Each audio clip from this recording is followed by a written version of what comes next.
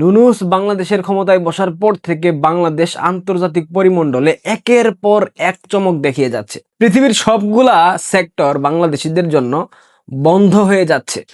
আপনারা বিশেষ করে জেনজি প্রজন্মরা, তোমরা লন্ডনে গিয়ে পড়াশোনা করবা না, তোমরা লস অ্যাঞ্জেলস ক্যালিফোর্নিয়াতে গিয়ে পড়াশোনা করবা না, তোমরা সুইজারল্যান্ডে যাবা না, তোমরা এইখানে সেইখানে যাবা না, তোমাদের সে যাওয়াকে পং করে দিয়েছে সুৎখুর মোহাম্মদ ইউনূস।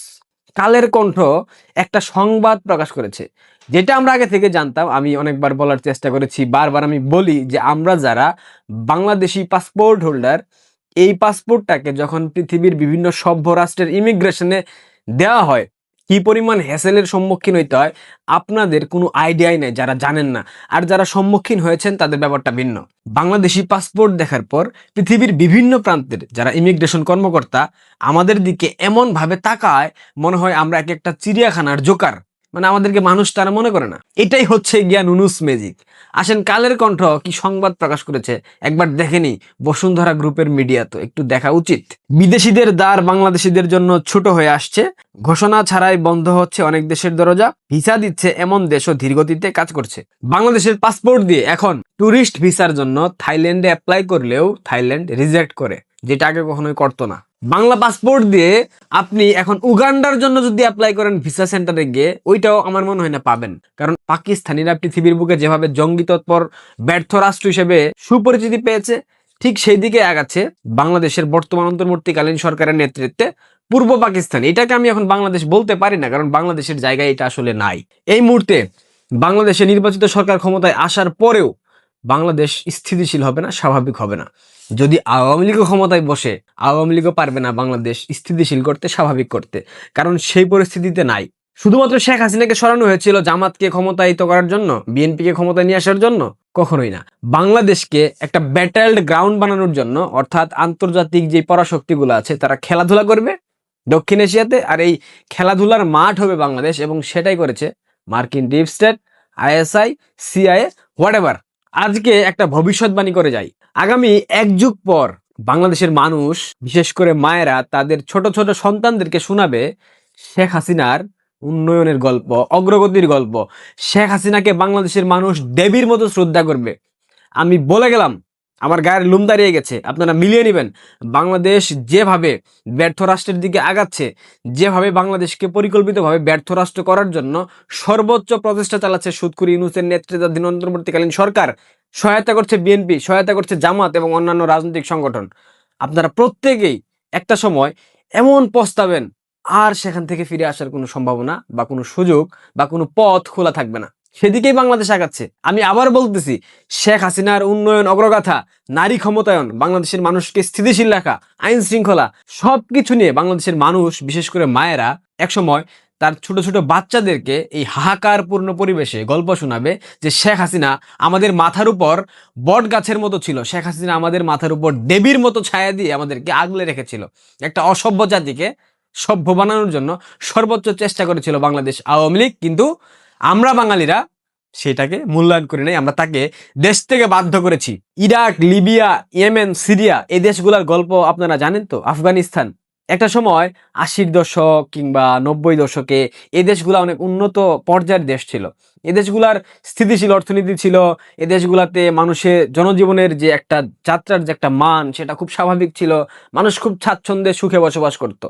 ইরাকের উদাহরণটা টানেন, সাদ্দাম হুসাইন, লিবিয়ার গাদ্দাফি। সাদ্দাম হুসাইনকে পরিকল্পিতভাবে মার্কিন ডিপ স্টেট হত্যা করলো, এরপর ইরাক কোথায় গিয়ে ঠেকেছে ভাবতে পারছেন? বাংলাদেশেও ঠিক একই ফর্মুলা অ্যাপ্লাই করা হয়েছিল, বঙ্গবন্ধু কন্যাকে হত্যা করার পরিকল্পনা করা হয়েছিল, কিন্তু ভাগ্যের জোরে প্রতিবেশী বন্ধু রাষ্ট্র ভারতবর্ষের সহায়তায় তিনি প্রাণে বেঁচে গেছেন। কিন্তু বাংলাদেশটা ধ্বংস হয়ে গেছে, একথা মানেন আর না মানেন, বাংলাদেশ কিন্তু নাই। বাংলাদেশের স্বাধীনতা, সার্বভৌমত্ব আপনারা যদি এখনো ভেবে থাকেন অক্ষত আছে, আমি কখনোই বিশ্বাস করি না। আর এটা বিশ্বাস করার মতো কোনো কথা না। একটা স্থিতিশীল রাষ্ট্র, একটা তলাবিহীন ঝুড়ি যেই রাষ্ট্রকে আখ্যা দেওয়া হতো, সেই রাষ্ট্রকে মধ্যময়ের দেশে পরিণত করেছেন বঙ্গবন্ধু কন্যা শেখ হাসিনা। মেট্রো রেল, পদ্মা সেতু থেকে শুরু করে অসংখ্য ইনফ্রাস্ট্রাকচারাল উন্নয়ন করেছেন, যেগুলা স্বাধীনতা পরবর্তী বাংলাদেশের ইতিহাসে কখনো হতো না। বাংলাদেশের নারীদের জন্য বিভিন্ন ভাতার বন্দোবস্ত করে দিয়েছেন, বিধবাদের জন্য ভাতা, মুক্তিযোদ্ধাদের জন্য ভাতা, গৃহহীনদের জন্য আবাসন প্রকল্প, কি করেন নাই তিনি। তিনি একটা জিনিস ভুল করেছেন, তিনি এই দেশটাকে এগিয়ে নিতে গিয়ে তিনি তার দলটাকে অন্তঃসার শূন্য করে ফেলেছেন। তিনি বাংলাদেশ আওয়ামী লীগের প্রতি কখনো ভাবেন নাই। তিনি সবসময় ভেবেছেন, যেমন ব্রড মাইন্ডেড বঙ্গবন্ধু কন্যা বঙ্গবন্ধুর মতো, যে আমি আমার দেশকে উন্নত করতে চাই, আমি আমার দেশটাকে এমন একটা পর্যায়ে নিয়ে যেতে চাই, আমি আমার দেশের অর্থনীতিকে এমন একটা অবস্থায় নিয়ে ফেলতে চাই যাতে দেশের মানুষ এক বেলাও না খেয়ে থাকে, যাতে দেশের মানুষ কখনো চিকিৎসা সেবা থেকে বঞ্চিত না হয়। তিনি এই বন্দোবস্ত করে দিয়েছেন। তিনি কিন্তু অনেকটাই করে ফেলেছিলেন, কিন্তু কি হলো, মাঝপথে এসে কিছু দেশীয় ষড়যন্ত্রকারী আন্তর্জাতিক চক্র এই দেশটাকে ধ্বংস করে দিল। আমার ভাবতে অবাক লাগে, এই প্রজন্মের প্রতি আমার ধিক্কার, ঘৃণা লাগে। তোমরা যারা ভেবেছিলে ডক্টর ইউনূস আন্তর্জাতিক খেলোয়াড়, ডক্টর ইউনূস বাংলাদেশের ক্ষমতায় বসছে, এটা বাংলাদেশিদের জন্য সৌভাগ্যের, তোমাদের অনুভূতিটা কি জেনজিরা আমাকে একটু বলবে? আমার কমেন্ট বক্স উন্মুক্ত, আমি আমার পার্সোনাল হোয়াটসঅ্যাপ নাম্বার এই ডেসক্রিপশনে দিব, তোমরা আমাকে এসএমএস করে বলবা। তোমরা যদি আমার সাথে কেউ টক শোতে আলোচনা করতে চাও, আমি তোমাদের জন্য একটা টক শো আয়োজন করবো শুধুমাত্র জেনজিদের জন্য। তোমাদের মতামত আমি জানতে চাই। তোমাদের ভবিষ্যৎ ধ্বংস হয়ে গেছে, তোমরা মানো কিংবা না মানো, তোমাদের জন্য পৃথিবীর সবগুলা দ্বার বন্ধ হয়ে যাচ্ছে। তোমরা পৃথিবীর কোথাও গিয়ে তোমাদের শিক্ষা গ্রহণ করতে পারবে না। তোমরা যে উচ্চতর শিক্ষা নিয়ে একটা উন্নত জীবনযাপনের জন্য ইউরোপ আমেরিকার মতো দেশগুলোতে পাড়ি জমাবা, সেই সুযোগ আর বাংলাদেশের এই বর্তমানে নাই। শেষ করে দিয়েছে ডক্টর ইউনূস, একদম ধ্বংস করে দিয়েছে।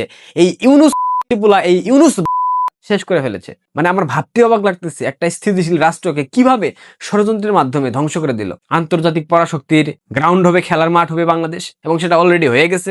এই মুহূর্তে আমাদের প্রতিবেশী বন্ধু রাষ্ট্র ভারতবর্ষ যদি তাদের সকল ধরনের খাদ্যদ্রব্য রপ্তানি করা বন্ধ করে দেয় উইদিন 30 days, অর্থাৎ 30 দিনের মধ্যে বাংলাদেশে দুর্ভিক্ষ শুরু হবে।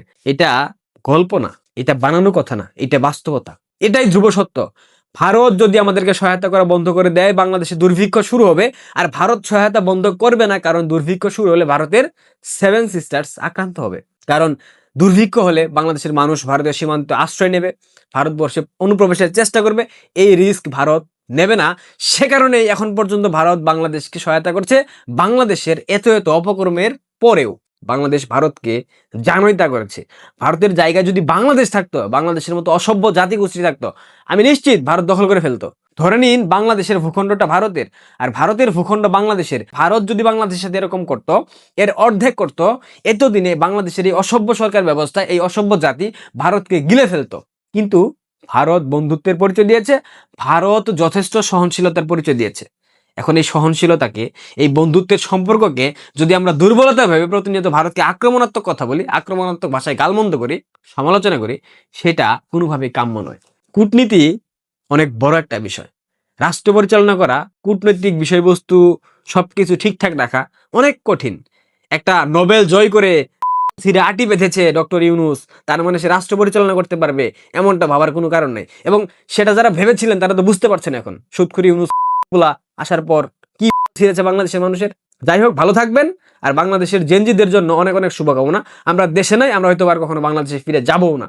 তোমরাই থাকো তোমাদের দেশে, দেখো তোমরা কেমন লাগে তোমাদের। সুৎখুরি ইউনূস অনেক মজা ছিল না? সেই মজা এখন তোমাদের সামনে পেছনে সব দিক দিয়ে ঢুকিয়ে দেবে। ধন্যবাদ।